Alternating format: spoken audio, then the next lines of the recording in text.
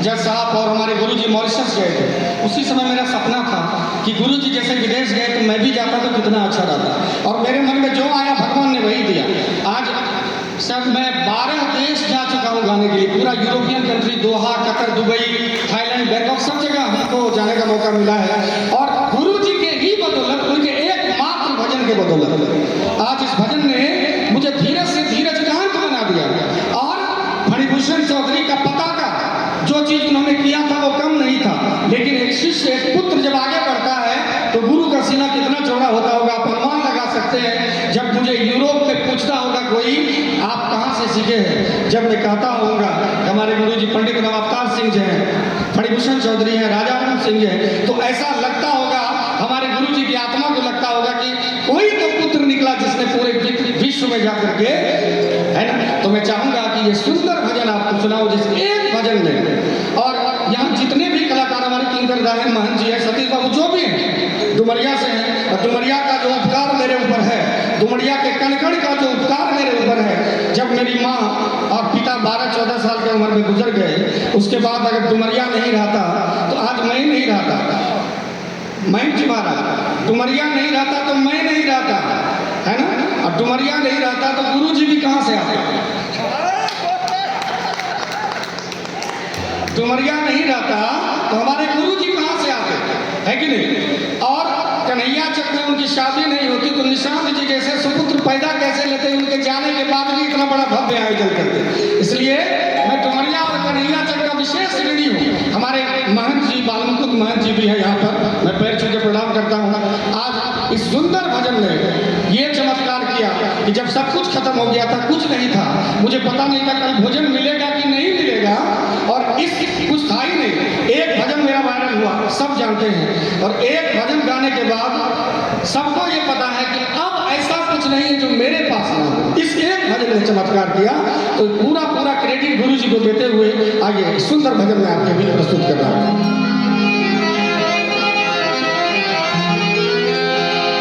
जो पेड़ हमने लगाया पहले, जो पेड़ हमने लगाया पहले, अभी भी यहाँ बहुत लोग होंगे जो हम बोल रहे हैं तो उनको मन में कुछ अटपटा लग रहा होगा, लेकिन हम जब सत्य की राह पे चलेंगे, सत्य की राह पे अब चल के एक सफर देखेंगे, अब गरीबी में ही सही करके बसर देखेंगे, तो हम चाहेंगे इस भजन को सुना जाए, आनंद लिया जाए। जो पेड़ हमने लगाया पहले, उसी का फल हम अब पा रहे हैं। रचाए सृष्टि को जिस प्रभु ने, वही ये सृष्टि चला रहे हैं। रचाए सृष्टि को जिस प्रभु ने, वही ये सृष्टि चला रहे हैं। जो पेड़ हमने लगाया पहले, जो पेड़ हमने लगाया पहले, उसी का फल हम अब पा रहे हैं। रचाए सृष्टि को जिस प्रभु ने, वही ये सृष्टि चला रहे हैं।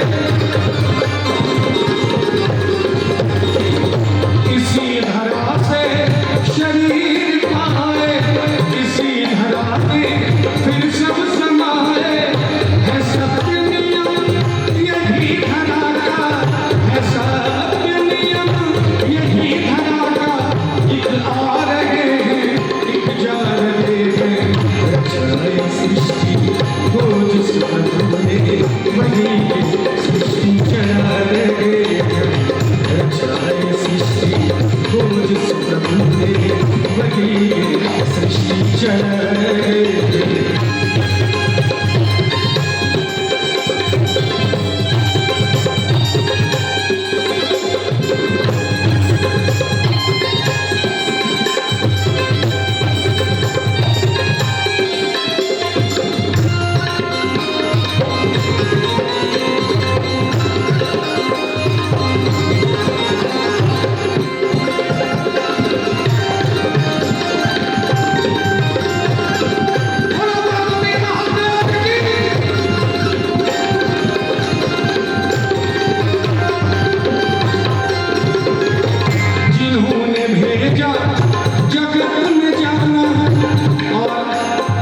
उन्होंने ऐसे ऐसे शब्द लिखे इस भजन में कि जिन्होंने जगत में भेज दिया है, उन्होंने भेजने के समय ही ये लिख दिया है कि वापस भी कब आना, इसलिए गम नहीं करना, मैं चला गया। उन्होंने बहुत कुछ कह दिया, एक एक शब्द उनका रामायण का सार है कि जिन्होंने भेजा जगत में जाना, तय कर दिया लौट कर फिर से आना। इसीलिए कहना चाहूंगा कि जिन्होंने भेजा जगत में जाना, तय कर दिया लौट कर फिर से आना। जो भेजने वाले हैं यहाँ पर, जो भेजने वाले हैं यहाँ पर, वही फिर वापस बुला रहे हैं। रचा सृष्टि वो जिस प्रभु ने, वही सृष्टि चला रहे हैं। रचा सृष्टि वो जिस प्रभु ने, वही सृष्टि चला